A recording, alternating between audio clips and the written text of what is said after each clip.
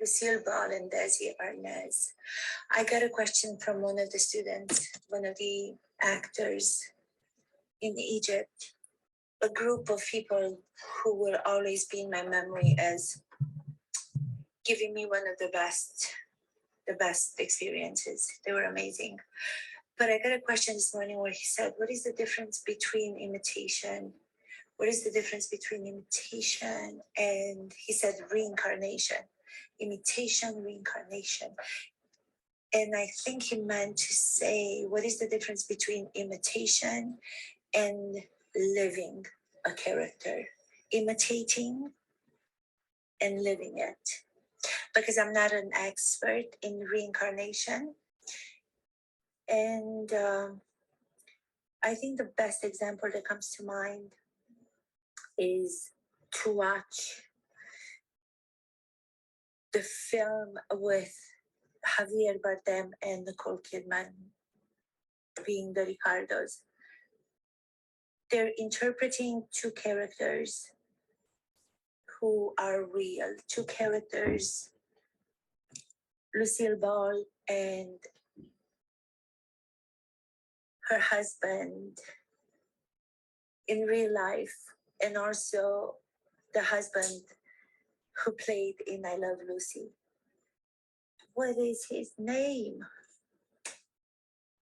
I just said it to myself and I can't think of it. And I said it to myself so many times before. Lucille Ball and Daisy? No, not Daisy. Desi Arnaz.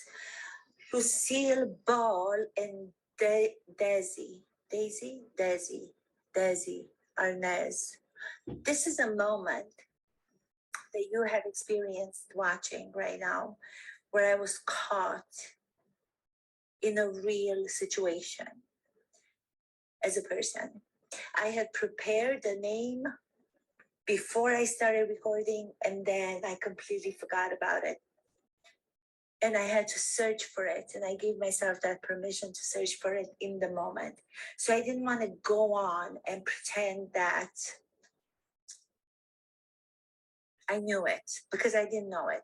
Or I didn't stop because my preparation did not make me remember. Such things can happen on sets of films or on stage, and you have to deal with them. You have to take into consideration the reality of what is happening around you first, before you can involve your senses and yourself into the given circumstances, real or imaginary, depending on the script.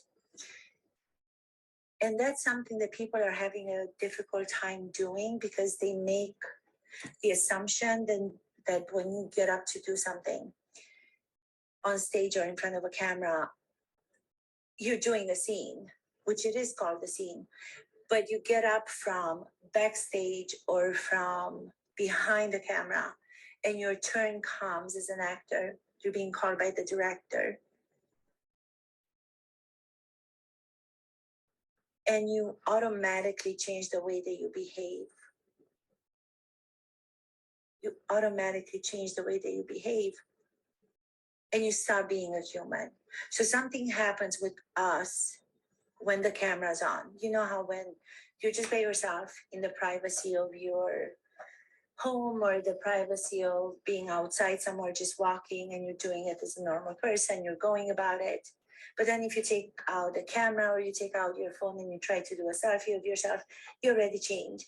You kind of put on the face because you want to pose from a side that's more, from a side that makes you look better, that doesn't make you look as old, or it doesn't show the small imperfections or bigger imperfections that one has. We try to hide them. But for actors, they cannot do that. Because if actors were to hide those imperfections that we do in everyday life, then they wouldn't be artists. They wouldn't allow the audiences to feel that they can have imperfections, and that's okay. So the audiences who are not trained as actors don't have to go through life in revealing glimpses of things they don't like about themselves, revealing glimpses of things they don't like about themselves. But the actors must. The actors must reveal the entire selves, whole selves, fully. That's why they are the most real. That's why they are the most honest. That's why when I hear people say that actors are not real and what show want out there and what people want to watch are characters who are real, not actors. And I just want to go like this. I don't want to slap anybody, but I want to slap the air, slap the air, slap it with your back hand, slap it with your front hand, slap it in a way where you don't hurt anybody. Slap if you need to get your frustrations out or anger out and you need to slap someone. Guess what? Use the space around you. Let out those frustration by going, huh, try it. Huh. Can you do it? First of all, you have to pinpoint to a person that you are frustrated with. Can you imagine a person you are frustrated with? Can you imagine a person who might have said something to a loved one? Can you imagine a person who did something to you or said something to you that was really, really mean and you could not do anything about it? Well, as an actor, you have the opportunity to do something about it. As an actor, you should know that you can resolve events from your personal lives by giving them to the characters in the different stories that you play and experiencing them, re-experiencing them in a way that they will have the goal to have a different finale, a different end than what had happened in real life. So if I'm having a problem with somebody from my past, which I do, I was dating this guy some years ago, and he was just a mean, he was a horrible person. He was just, I use him in my artistic journey so many times when I have to deal with getting to anger, or I have to deal with how do you forgive someone for hurting you? How do you forgive someone for causing you a lot of pain? So he's the one that I go to. So for that, I thank him. From that aspect, I'm grateful that he was horrible because now I can draw so many needs that I have to resolve in my life and in my artistic life as an actor, as an acting coach. I can draw, I can take from those moments that he in real life created and manipulated and was just not a good person. So when I think of him instead of the character, if I have a scene and I'm looking at my character, the actor, but that doesn't do anything for me to evoke the anger or the slap. And I guess you know why I'm talking about the slap, because I want to get to what happened at the Oscars, but I want to get there in a different way. I'm starting like from the end and I'm going to the beginning. So I will imagine that person from my past, a horrible person from my past, and I can call them horrible because they were horrible. Doesn't mean that I haven't forgiven them. I am working towards forgiveness, but I am actually being helped into getting there by doing all of the acting techniques and acting exercises. So I'm lucky.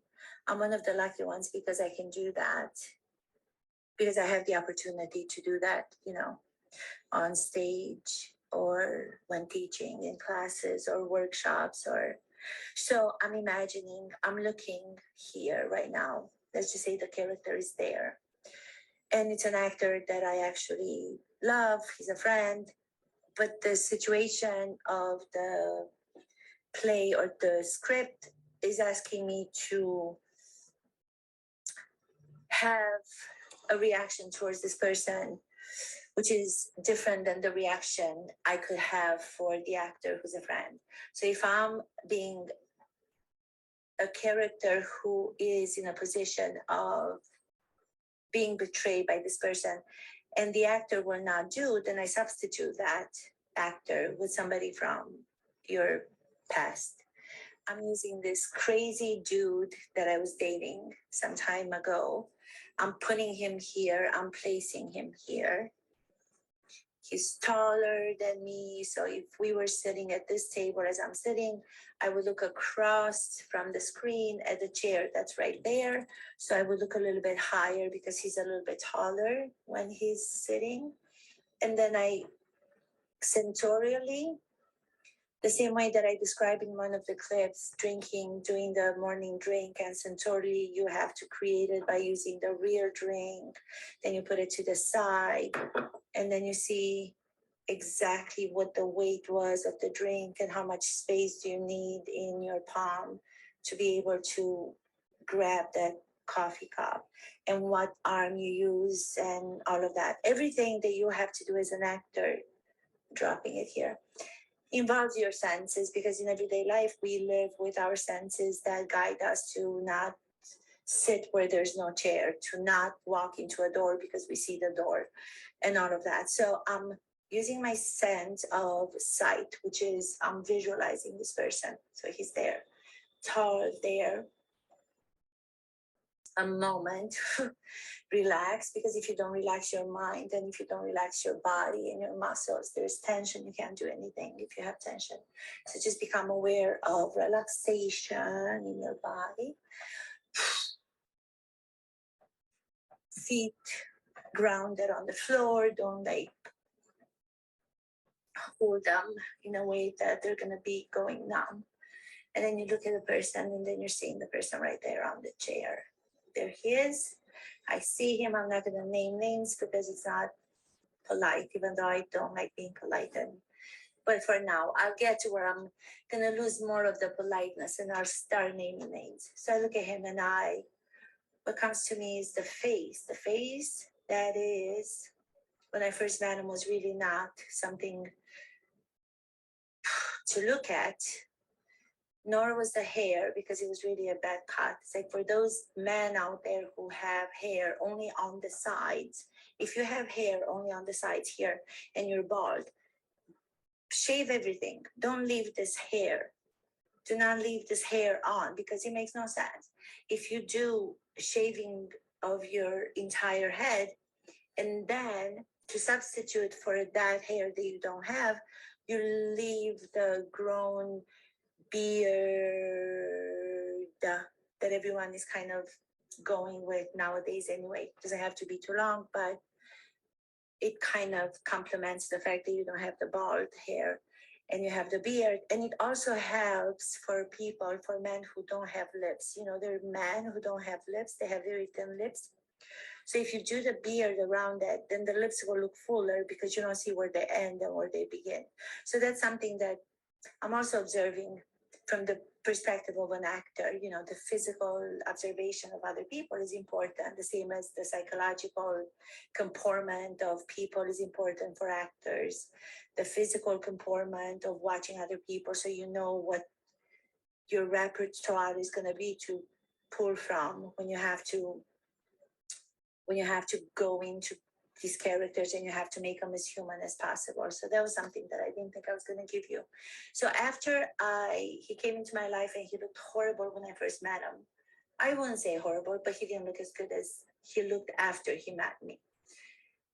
Because I told him to do all of the things that I mentioned. Bald, let's cut the hair that you have just behind your ears and in the back of your head, because you only had like a little bit, and leave the beard so your lips don't look as thin as they were, they look fuller. So he started looking really, really great. And that's when he realized that there were women who were starting to pay attention to him, where before nobody looked at him.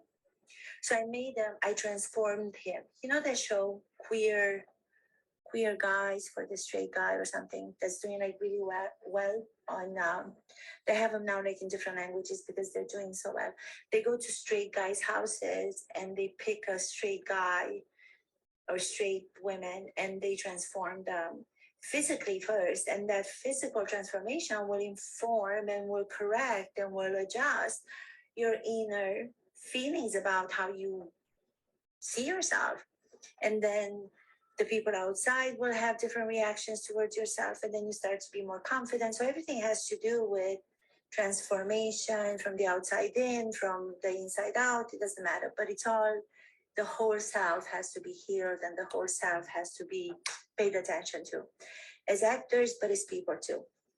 So acting teaches us about how to actually create all those things in our lives, in our personal lives.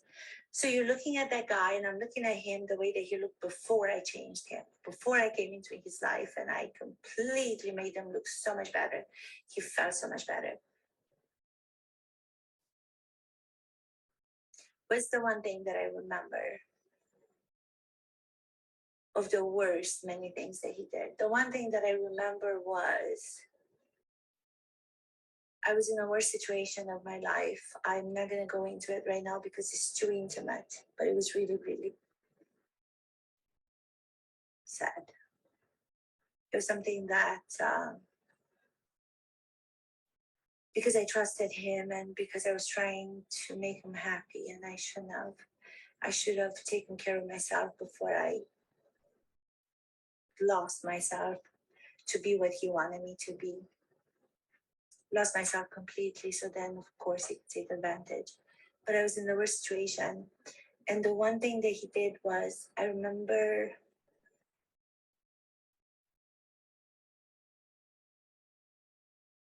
him sitting across right in the spot where I'm sitting. That's where I'm visualizing him right now. And he's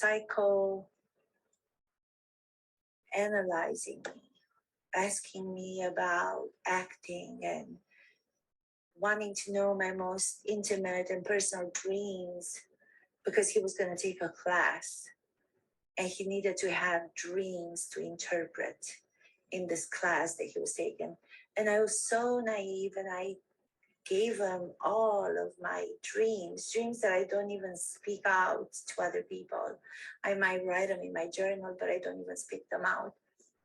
They're good to be written in your journal as artists, because the images and the characters of your dreams can be brought into your acting. Dream workshops are becoming so a thing of what's happening now everywhere with artists and even other professionals. But I was giving him all of those dreams, and he was looking at me and he was like writing them down. And I was so happy that he was happy that I was doing something for him. Then he went to the class, and then he came back from that particular class where they interpreted my dreams, my most personal, intimate story that I told them. Comes back, sits here, and he looks at me and he says, "My teacher told me that your dream means that you're not well." My teacher told me that there's something wrong with you because of your dream.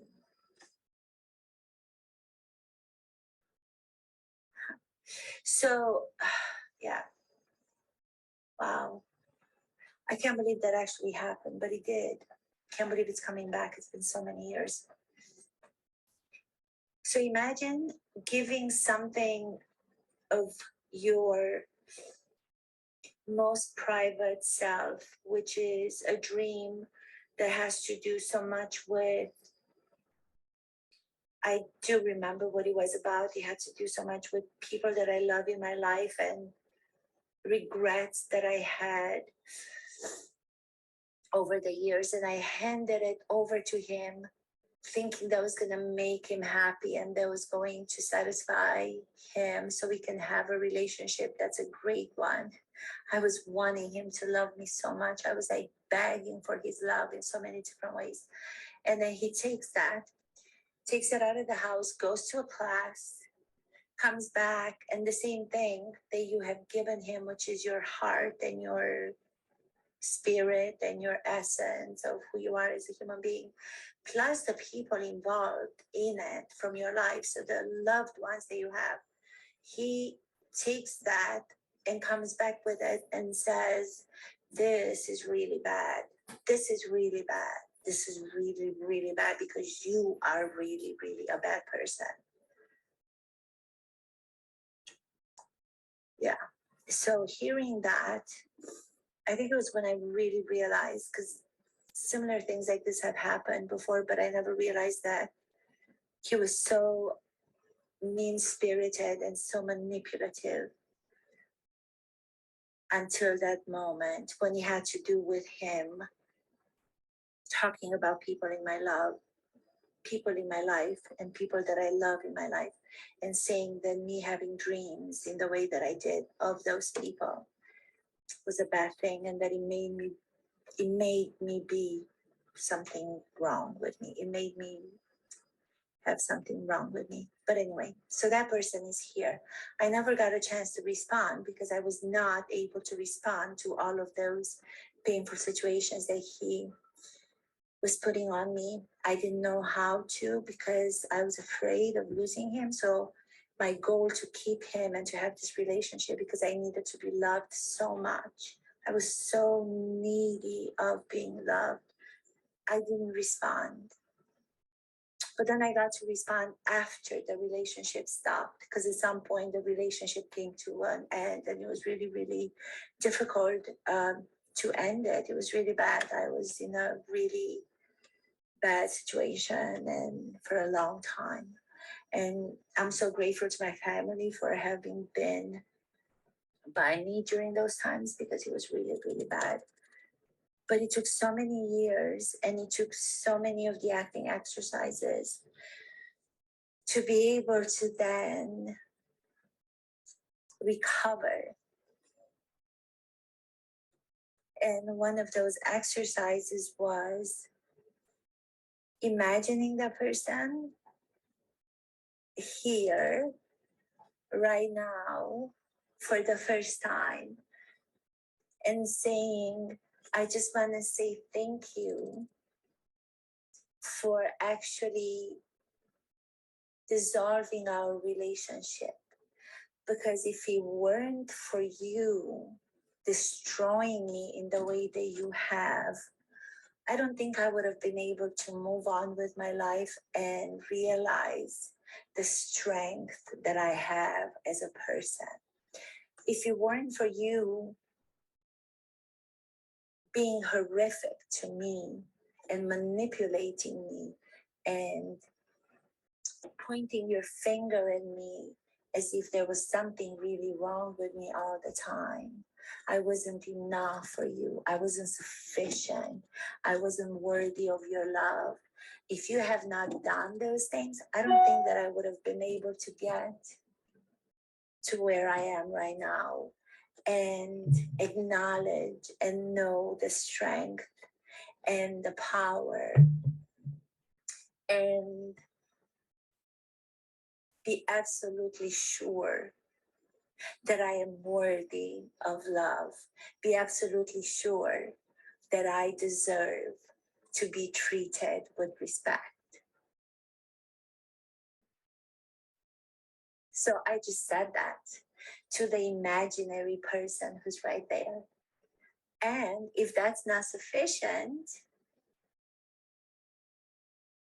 do I even want to slap him like I did in the beginning, meaning slap the air? Because we never want to be hurtful to someone, but if I did want to slap him, I don't even want to. That's so amazing because in the beginning, before I did the exercise and I spoke through all of the feelings that I had, I was angry and I wanted to slap him and physically hurt him the way that he hurt me emotionally. They say emotional pain feels worse than if somebody punched you really, really hard physically.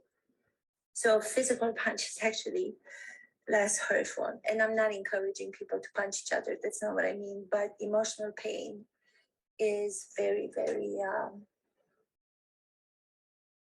hurtful. So, oh my goodness, I'm so glad that I don't have any kind of feelings about this guy. You know what? I wish him well because I don't think that he was well himself now that I'm thinking about it. He was putting on to me all of the things that he was avoiding about himself. So I do hope that he's okay. I do. I wish you well. I wish you well. Wow. Wow. I wish you well.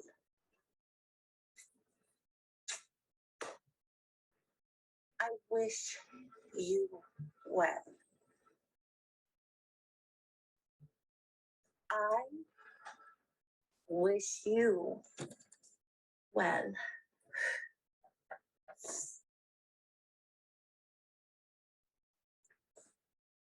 Incredible. This is where these exercises will take you. They will take you in different directions from the start of them. And that is why this work is so powerful because it can change one person at a time. It can change a world at a time, the smaller world.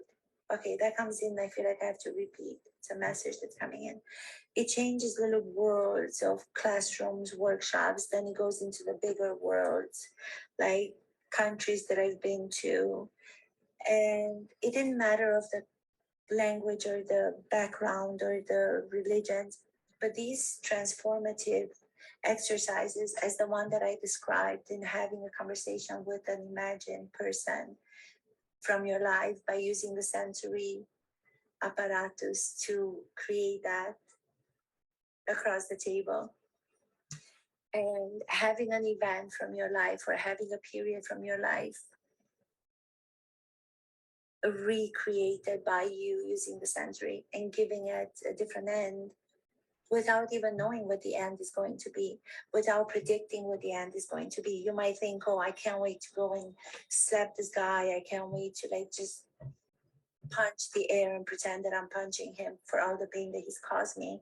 But as you saw, I don't feel like I want to do that. I don't feel like I want to do that. I got to the point by speaking out as I was doing the exercise where I am actually realizing that I'm not angry and I'm wishing him well. You know, maybe that's forgiveness. I don't know if that's forgiveness. Maybe that's what people call forgiveness. It's you forgive the other person, because if you don't, you're poisoning yourself and you're waiting for the other person to die. So with that comes you doing something great for yourself and forgiving another person. You're taking care of yourself. You're not letting that other human being be in your power and take over your power. Wow, I didn't expect that. So the slap, everybody's been talking about the slap, and that's what I started with, the slap from the Oscars. Will Smith and Chris Rock and Jada Pinkett Smith, and I don't know how you guys are feeling, but I just feel that, you know, the world is such a different place than years ago, especially now with all the killings and all the rapes and all the murders of children and innocent people in Ukraine. No matter how much you try to continue to live life the way that we've lived it until now, I don't see how that's possible. You know, people say you have to go on. You have to go on and you have to live. And again, I don't want to take away from all the horrible atrocities and all the pain and all the things that the Ukrainian people are going through for no reason at all, and say that I'm feeling bad, because that would make me feel like, oh my God, what am I talking about? I'm safe in my apartment in New York. So I'm not putting myself in a situation where I'm comparing of my feelings with theirs. God, no, God, no, I'm not doing that. And I hope that doesn't come out as that. But at the same time, while watching, I turn on the TV and I watch it, and I feel this emotional pain that I have when I watch that such bodies of people are being put into mass graves, and you see a person with a bicycle who's just trying to kind of live his life, being bombarded and hunted down by the Russians and Vladimir Putin, whom I don't even know how this is permitted in today's society, and NATO and America and all the people who are supposed to be in power of making decisions are allowing for something to happen. I mean, I don't have to be a politician to ask that question. I mean, I know there's politicians out there and they're not answering the question. They have forms and they have regulations and institutions that were placed, I don't know how many years ago, when the world was different. But now the world has changed. There's a madman on the loose who's hiding somewhere where he's safe with his loved ones. That's Putin. And he's ordering the killings of the Ukrainian people and the death of the government, with Zelensky as the leader. And it's just so sad. It's like when I hear people say, well, you just go on, and well, you can't go on. You have to adjust to how you live your life, because if you're an actor on the script, on the stage, you can't go on the same. If such an event comes in the middle of the film, if such an event happens in the middle of a film where you watch as a whole country in the central of Europe, one of the most beautiful countries and people in Central Europe, is being destroyed, and its people are being killed for no reason, but because a man, his ego and his craziness has decided to do so, then you react to that and you live. You go on living as the observer because you're not there, but you can't go on living without taking that into consideration and without allowing those images affect you. They affect you. And it's just very sad. I don't know if you saw the Sean Penn. Sean Penn did this beautiful interview on different channels, CNN, MSNBC, I think. But if you look for his interview, he got the opportunity to meet with President Zelensky, and he was in Ukraine, and now he's helping through an organization called CORE for people to be able to donate food and clothes and money, and just to help in this war that's being put on the Ukrainian people by the Russians with Putin.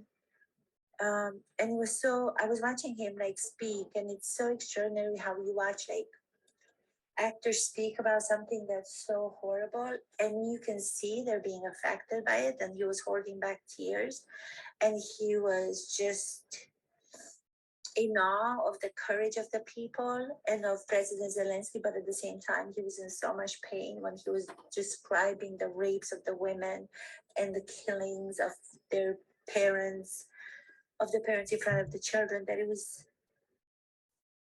so moving and so painful to watch him describe his experiences there. So just like watching actors, describe something is so much more alive and so much more impactful, because they recreate what they're saying, they feel what they're saying. And then you see nowadays reporters and journalists kind of allowing themselves to shed the cover that they've kept on for so many years, where they thought that they have to be neutral in reporting something. But now you see, even with the reporters, that they can't help but reveal their pain in having to see the horror that's happening in Ukraine. So I think, in a sense, the world is becoming, I don't know, the world is becoming a little bit more unafraid to be vulnerable. But it's due to so many atrocities and so much pain that it just feels like it's getting more unstable and scary, to be honest. I think yeah, but I don't know. Now I feel like, yeah. Do I want to say any more about Will Smith and the slap? I just felt that, Sean Penn, speaking of, he was saying that the Oscars could have made such a huge diversion from their usual celebration, especially because the celebration of the performances, the Oscar celebration, happened during this war. And Sean Penn was calling for them to actually allow President Zelensky to do a video briefing, since he was an actor from, Servant of the People, the show on television, which I think really made Putin upset, to be honest, if I think about it. I think Putin was so upset when he was watching the series in Ukraine with President Zelensky playing a president and talking about the corruption and talking about the hypocrisies and the propaganda that Russia was about. I think he was watching and he was like, I'm going to go get that guy for sure. He was doing that. But Sean Penn was saying, the president, being that he was an actor and he had a production company, he was in films and he produced shows, he should have been invited to the Oscars. And, they didn't want to do that, because what these people are doing, these people in power here, when it comes to the business of entertainment, they are the people in power, and they stay within that box, within the certainty. They think they are living in a certain little place where their job is going to be secure, and they're going to keep doing things the way that they've been doing them. They don't want to go and take a risk. They don't want to go outside of the norm. They don't want to say, let's invite Zelensky. Let's give them 2 minutes because the war is happening. We're doing the ceremony, we're giving Oscars due to the actors' great performances. Okay, that's wonderful. We have to go on with our life, but at the same time, allow what's happening in reality, which is the war in Ukraine for no reason at all. The killing of Ukrainians. Let him come. Let him come. Give him a little bit of the power that he deserves from the Academy, due to his bravery as an actor to portray a president and reveal the corruption and reveal the propaganda that was happening, having to do with Ukraine, but mostly having to do with Russia. He was telling the truth about what is happening politically in that series. So these performances that are happening on the stage of the Oscar, and why they're getting nominated for those performances, is because they're revelatory of different characters in different situations, fictional or alive.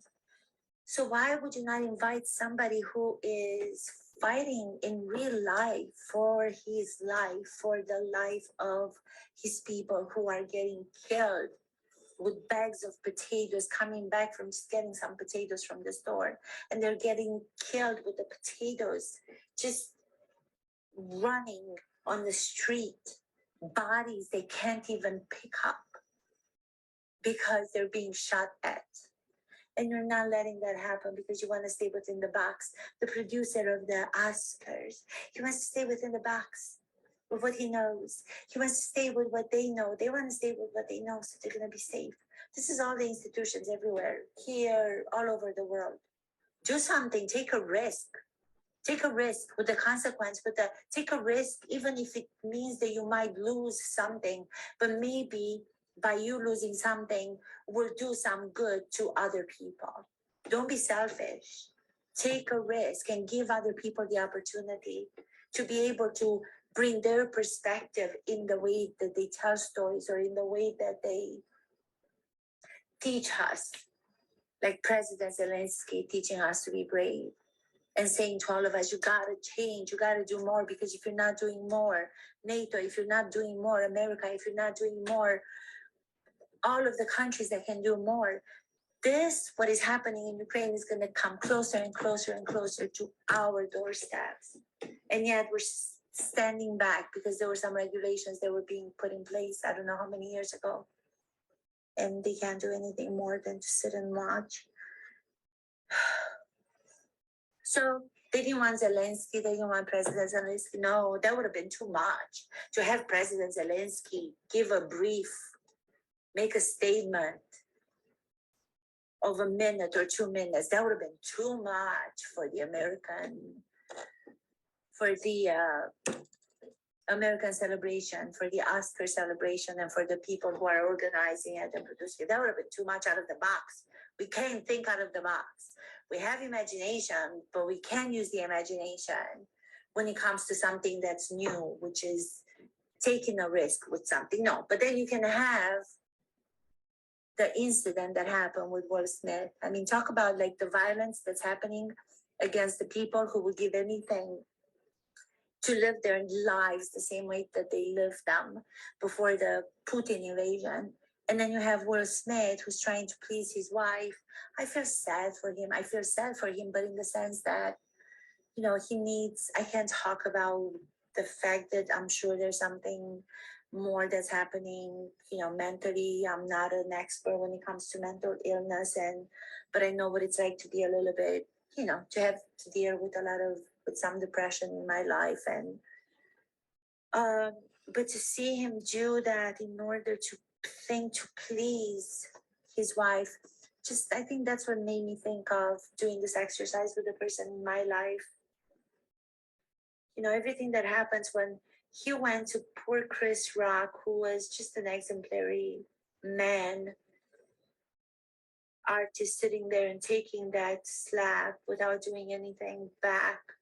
I'm sure he was probably talking, allowing his inner voice to calm him down, because he talks about him having to do a lot of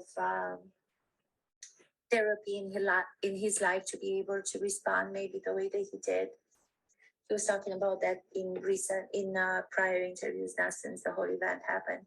But to me, talk about the sensory work, when Will Smith was walking towards the stage, and I didn't know what it was at first, but then what triggered in me something that was like really scary from my life and different events, and some of them that I had just mentioned, and one of them that I described here. It wasn't so much the gesture. It wasn't the gesture of it. It was the sound that it made. You know, it's again sensory training. I'm trained with to work with my senses all the time because of the method and the actor studio. So when I saw him walking on the stage, but then I was watching and I didn't know if it was for real or not. I didn't even think anymore when I heard the sound. It was like the sound, but it made even a different sound because it was like in the side of his face to the ear, and it made the sound. It was like so, even now when I just concentrate as an acting exercise on the sound of the slap.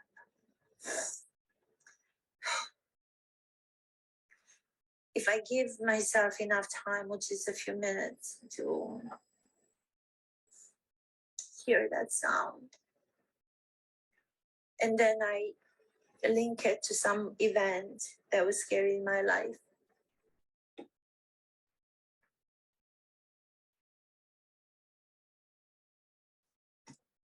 I can go there.